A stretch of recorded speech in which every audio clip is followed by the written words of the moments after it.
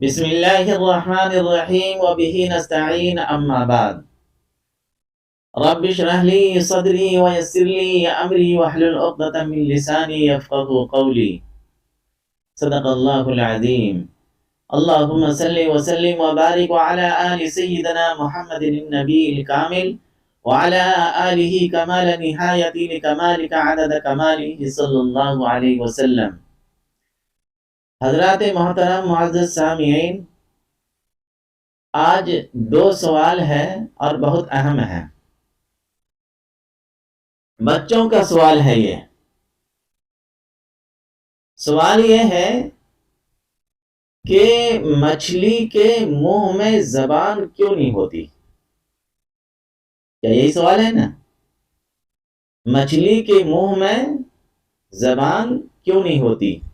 پہلا سوال. دوسرا سوال ہے کہ عصر کی نماز سب سے پہلے کس نے پڑھی تھی؟ یہ دو سوال ہیں. آئیے مختصر انداز میں ہم اس سوال کو سمجھتے ہیں.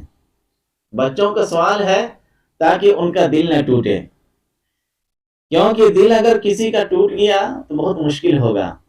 شیشہ ٹوٹے گل مت جائے، دل ٹوٹے آواز نہ آئے. اور خاص کر کے اسٹوڈنٹ پڑھنے والے بچے، ان کا دل تو توڑنے ہی نہیں چاہیے. خیر، آئیے ہم اس کو سمجھتے ہیں کہ مچھلی کے منہ میں زبان کیوں نہیں ہوتی. اس کو سمجھنے سے پہلے ہم کو پہلے یہ سمجھنا پڑے گا کہ مچھلی کسے کہتے ہیں. دریاؤں کے اندر، سمندر کے اندر، ندی اور نالے کے اندر جتنی بھی چیزیں ہیں، تمام چیزوں کو ہم مچھلی کہہ دیں گے؟ یہ صحیح نہیں ہے.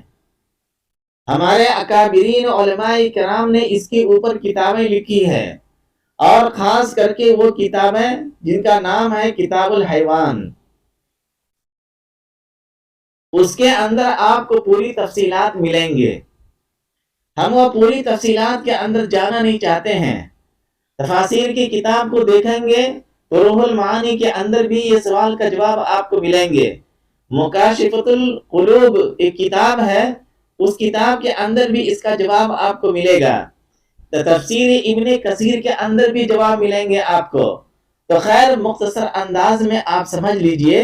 سب سے پہلے یہ کہ مچھلی کہتے کسے ہیں. جب تک آپ یہ نہیں سمجھیں گے کہ مچھلی کسے کہتے ہیں، اس وقت تک آپ کو یہ بات سمجھ میں نہیں آئے گی کہ مچھلی کے منہ میں زبان کیوں نہیں ہوتی. ایک پڑھا لکھا انسان غور کرے گا. تو میرے دوستو، آپ مختصر انداز میں یہ سمجھ لیں، مچھلی اسے کہتے ہیں جو گلفرے سے سانس لیتی ہے. سمجھ رہے ہیں آپ؟ اور اگر کوئی مچھلی کی شکل و صورت کی طرح ہے لیکن وہ گلفرے سے سانس نہیں لیتی ہے تو وہ مچھلی کے اندر شمار نہیں ہوں گے اور اس کا کھانا بھی درست نہیں ہوگا. سمجھ رہے ہیں آپ؟ تو اس وجہ سے آپ جب بھی مچھلی کو دیکھیں تو آپ کو یہ دیکھنا پڑے گا کہ وہ گلفرے سے سانس لے رہی ہے یا نہیں لے رہی ہے.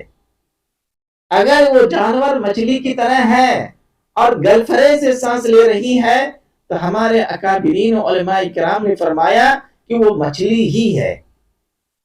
اس وجہ سے اس کا کھانا درست ہے. جیسے کہ مچھلیوں میں سے ایک مچھلی آتا ہے جھینگا مچھلی. آتا نہیں آتا ہے جھینگا مچھلی. وہ گلفرے سے سانس نہیں لیتی ہے لیکن اس کو کھاتے ہیں لوگ. خاص کر کے ہمارے ملک کے اندر یہ مسلمان تو سب سے زیادہ آگے بڑھ کر کے. تو جھینگا مچھلی جو ہے وہ مچھلی نہیں ہے، وہ سمندر کا ایک کیڑا ہے. لیکن عموم بلوا کے تحت ہمارے علماء کرام نے اس کا جواز دے دیا ہے، کیونکہ اکثریت لوگ اسے کھاتے ہیں. اس وجہ سے اکثر کے ہونے کی وجہ سے علماء کرام نے جواز کا حکم لگا دیا گیا ہے کہ اسے آپ کھا سکتے ہیں. ورنہ وہ جھینگا جو ہے وہ گلفرے سے سانس لیتی ہی نہیں ہے، اس وجہ سے وہ مچھلی ہے ہی نہیں. تو معلوم یہ ہو رہا ہے کہ اگر مچھلی کی شکل و صورت کی طرح ہو اور وہ گلفرے سے سانس نہ لیتے ہی ہو تو اس کا مطلب یہ ہے کہ وہ مچھلی نہیں ہے، اس کا کھانا درست نہیں ہوگا۔ اور اگر کوئی مچھلی ہے، مچھلی کی طرح ہے اور وہ گلفرے سے سانس لے رہی ہے تو اس کا کھانا بھی درست ہے اور وہ مچھلی ہی ہے۔ معلوم ہوا مچھلی کسے کہتے ہیں؟ جو گلفرے سے سانس لیتی ہے اسے مچھلی کہتے ہیں، اور جو گلفرے سے سانس نہیں لے وہ مچھلی کی فہرست کے اندر شامل نہیں ہوتے ہیں۔ وہ کوئی اور جانور ہوتے ہیں یا سمندر کے اور دوسری چیزیں ہو سکتی ہے وہ، لیکن مچھلی نہیں ہو سکتی ہے۔ تو معلوم یہ ہو گیا آپ کو کہ مچھلی کسے کہتے ہیں، ایک بات ہوئی۔ دوسری بات یہ کہ مچھلی کے منہ میں زبان کیوں نہیں ہوتی؟ اللہ تبارک و تعالیٰ جتنے بھی مخلوقات پیدا کیے ہیں ہر مخلوق کو زبان دیے ہیں، سمجھ رہے ہیں کہ نہیں آپ؟ بکری ہے وہ ان کو بھی اللہ نے زبان دیا ہے، بکری کے پاس سمجھتے ہیں۔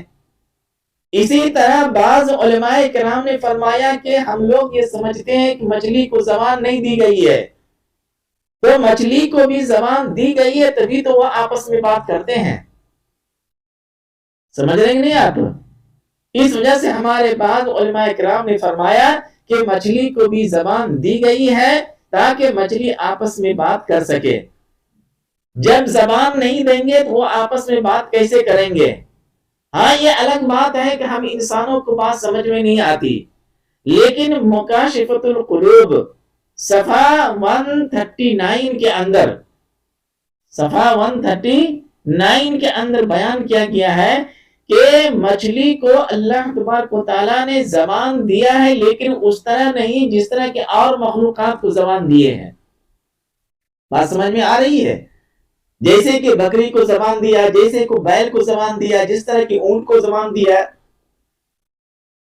اس طرح زبان نہیں دیا۔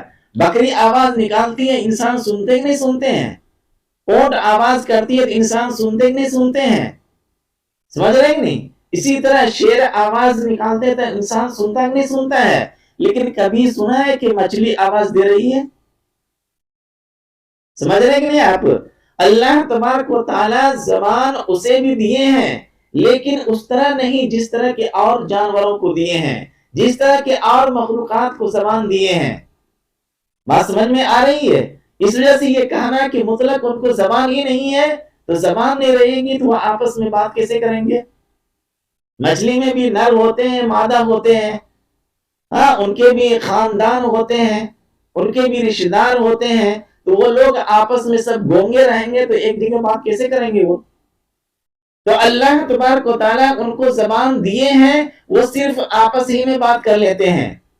اور مخلوقات کو جو زبان دیے ہیں، اگر بکری آواز دے رہی ہے تو انسان بھی سنتے ہیں کہ ہاں بکری بول رہی ہے۔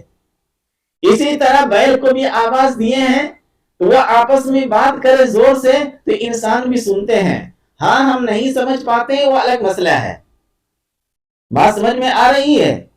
تو جس طرح اور مخلوقات کو اللہ نے زبان دی ہے اس طرح مچھلی کو زبان نہیں دیا۔ اس طرح مچھلی کو زبان کیوں نہیں دیا، اس کی وجہ کیا ہے؟ تو ہمارے اکابرین و علماء کرام یہ بیان کرتے ہیں اس کی وجہ سب سے بڑی یہ ہے کہ جب اللہ تبارک و تعالیٰ نے حضرت انسان کو پیدا کیا، حضرت آدم علیہ السلام کو پیدا کیا، جنت کے اندر رکھا، ایک بڑی تفصیل ہے، اس پوری تفصیلات کے اندر جانا نہیں ہے۔ آپ صرف اتنا سمجھ لیں کہ حضرت آدم کو اللہ تبارک و تعالیٰ نے اپنا نائب بنایا اور تمام فرشتوں کو حکم دیا کہ حضرت آدم کو سجدہ کرے۔ اللہ کا حکم آیا اور تمام فرشتوں نے اسے بجا لایا۔ سمجھ رہے کہ نہیں بات؟ تمام فرشتوں نے سجدہ کیا، کسے؟ حضرت آدم علیہ السلام کو، لیکن شیطان مردود نے انکار کر دیا۔ جب انکار کر دیا تو اللہ تبارک و تعالیٰ نے شیطان مردود کو رجیم بنا کر کے، ذلیل و رسوا کر کے وہاں سے پھینک دیا اسے۔ کہاں سے پھینک دیا؟ جنت سے نکالا اور اٹھا کر کے پھینک دیا، اور جب پھینکا تو وہ سمندر کی طرف دوڑتا ہوا چلا گیا۔ سب سے پہلی ملاقات شیطان رجیم کی کسی ہوئی؟ مچھلی سے۔ کس سے ملاقات ہوئی؟ مچھلی سے، اور مچھلی سے باتیں کی، اور انہوں نے بتایا حضرت آدم علیہ السلام کی تخلیق کے بارے میں کہ اللہ تبارک و تعالیٰ نے ایک اور مخلوق کو پیدا کیا ہے، وہ کون ہے؟ حضرت انسان، اور آج نہیں کل وہ دنیا کے اندر آئیں گے ہی۔ کس نے کہا؟ شیطان نے۔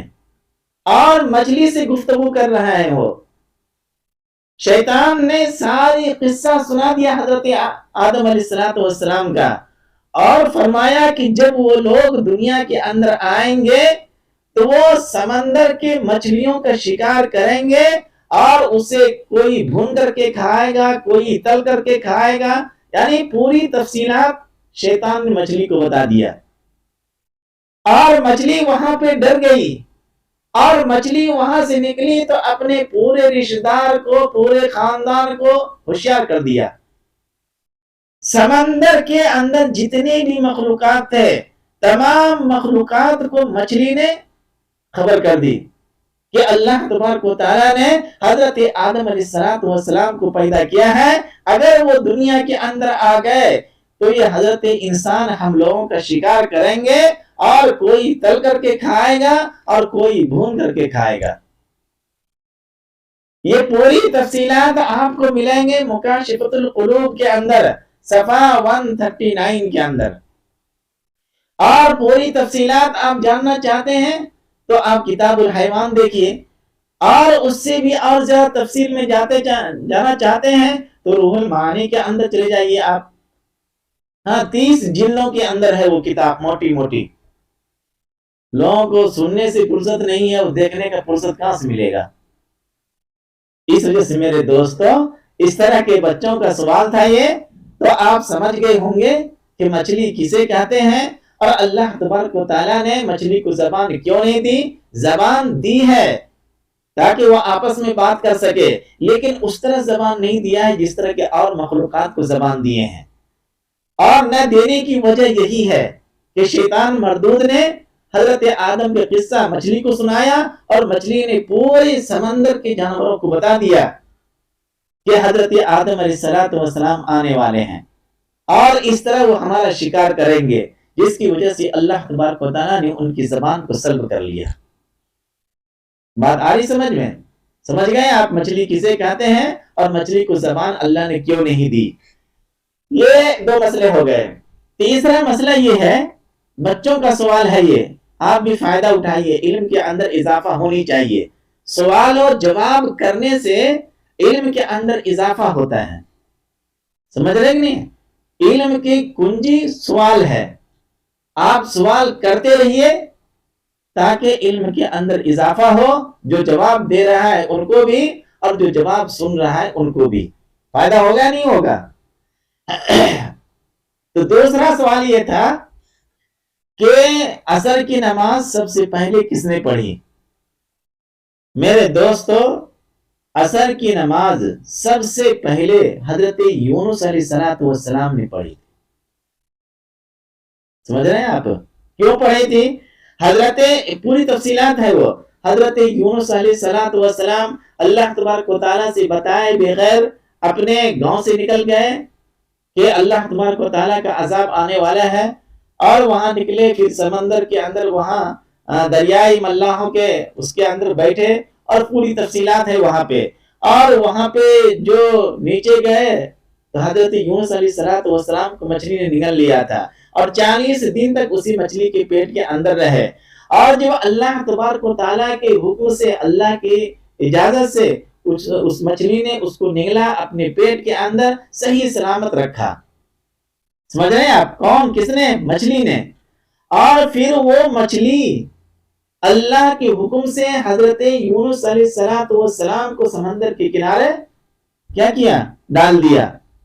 جب حضرت یونس علیہ السلام آئے باہر تو انہوں نے شکرانے کے طور پہ 4 رکعت نماز پڑھی تھی، اور اس 4 رکعت نماز کو اللہ تبارک و تعالیٰ نے امت محمدیہ کے اندر جاری کر دیا، اور وہ ہے عصر کی نماز۔ سمجھ رہے ہیں آپ؟ اس وجہ سے عصر کی نماز سب سے پہلے حضرت یونس علیہ السلام پڑھے تھے۔ مچھلی کے پیٹ کے اندر وہ ذکر کر رہے تھے لا الہ الا انت سبحانک انی کنت من الظالمین، اور اسی کلمے کی برکت سے اللہ تبارک و تعالیٰ نے ان کی دعاؤں کو قبول کیا اور وہ دنیا کے اندر آئے، اور اللہ تبارک و تعالیٰ کے شکرانے کے طور پہ ایک تو سمندر کی تاریکی، اور پھر مچھلی کے پیٹ کی تاریکی، اور پھر وہاں تمام چیزوں کی تاریکی ہی تاریکی کے اندر تھے حضرت یونس علیہ السلام۔ ظاہر سی بات ہے کہ اگر کوئی انسان اس طرح کی مصیبت میں ہو اور اللہ تبارک و تعالیٰ اس مصیبت سے اس کو نکال دے تو انہیں چاہیے کہ اللہ تبارک و تعالیٰ کی شکریہ ادا کرے۔ تو حضرت یونس علیہ السلام نبی تھے، اور انہوں نے شکرانے کے طور پہ 4 رکعت نماز پڑھی، تو اللہ تبارک و تعالیٰ نے اس نماز کو کیا کیا؟ امت محمدیہ کے اندر جاری کر دیا۔ اس وجہ سے ہم لوگوں کو چاہیے کہ عصر کی نماز ہم چھوڑے ہی نہیں۔ عصر کی نماز پڑھنے کی بہت بڑی فضیلت ہے۔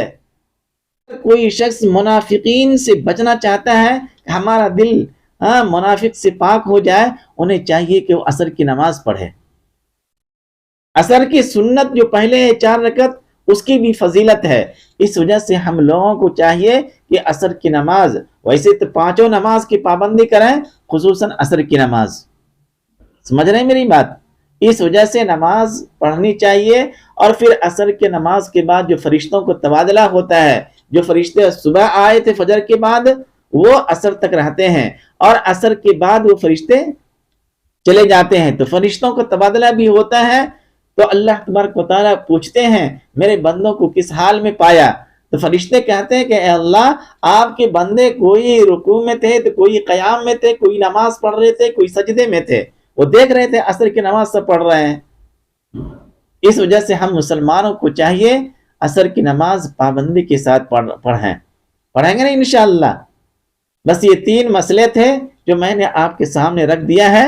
اس کی پوری تفصیلات آپ ابن کثیر کے اندر دیکھیں، روح المعانی کے اندر دیکھیں کہ مچھلی کو اللہ تبارک و تعالیٰ نے زبان کیوں نہیں دی، اور پھر مچھلی کسے کہتے ہیں۔ دعا ہے اللہ تعالیٰ ہم لوگوں کو دین کی سمجھ عطا فرمائے، آمین۔